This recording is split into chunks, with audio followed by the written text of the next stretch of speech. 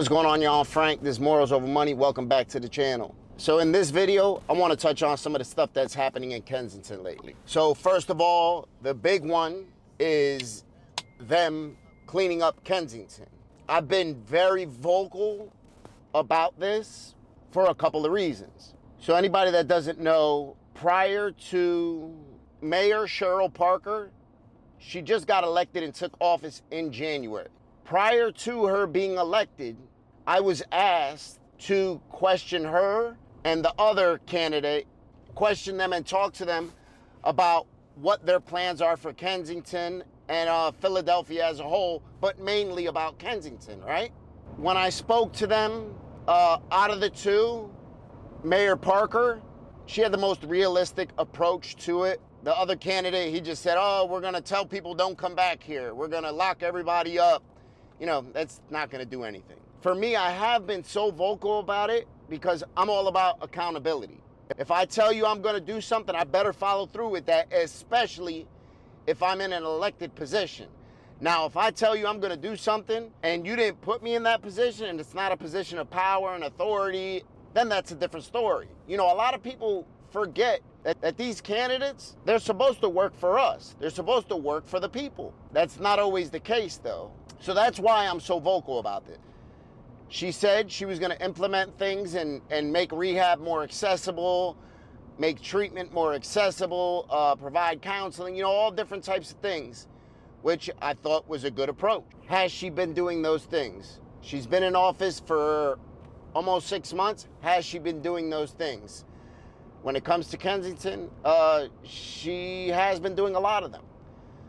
You know, as soon as she got in there, she designated Kensington as a health crisis area, right? Which then enables her to provide and get more resources for Kensington. Another thing she did, she took a portion of the settlement. So Purdue Pharma, the makers of OxyContin, had to, you know, they had an $8 billion settlement where a certain amount of money was allotted to all different cities in America because of their hand in the opiate epidemic, you know, and overprescribing medication and OxyContin and all that type of stuff, which I have a video coming up about that. Another thing, if you aren't subscribed already and you enjoy the content, let's make a deal. I continue to provide the content that you enjoy. You just sub, maybe like the video, maybe say, yo, Frank, good job.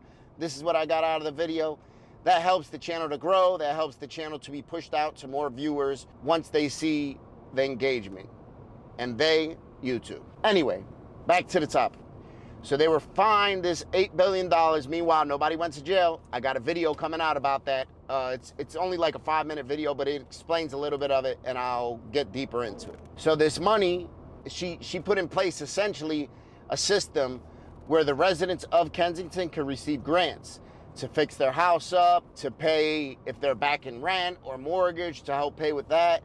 So that's a good thing for the residents there, right? People don't realize, unfortunately, how in Kensington, we know all the people getting high, we know all the people selling drugs, they're there, but there's a whole segment, a whole population in that community that's captive, that's held captive and can't even go to the park, can't even go to the store, can't go to the library or to the train without having to step over these people in different states of overdose, essentially death. Those resources went to help them. And I've had 1 or 2 people say, why are you being so hard on the mayor?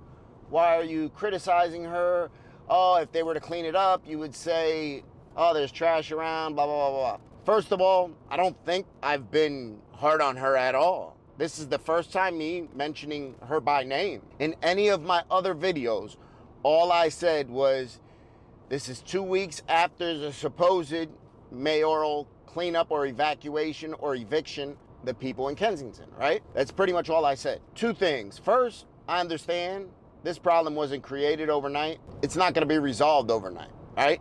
Listen, when we're dealing with addiction or any type of hole that we dig ourselves, you know, it's like walking into the woods. You walk in the woods and it took you 5 days to get into that spot and you decide, no, I wanna get out. Chances are it's gonna take you 5 days to walk back out, if not longer, you know, because while you're walking there, your legs done got tired, you got a blister, you twist your ankle, you know, the weather might have changed. So coming back out might be twice as hard as going in. Just think about that. So I understand this isn't gonna happen in a day. This is something that is gonna slowly take place. Changes need to be implemented, you know, all that type of stuff. I understand that, and I agree with it. So basically, do I think Mayor Cheryl Parker is holding up to her end of the agreement of what she proposed in Kensington? I would say yes.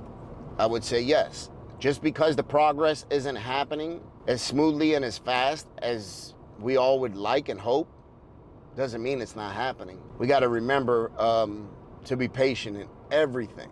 Because I know, at least for me, every time that I'm not being patient, for some reason, it always takes me 3 and 4 times as long to get the job done. When if I was just patient from the beginning and done it right and took my time, you know, it might have took me a little bit longer than taking the shortcuts.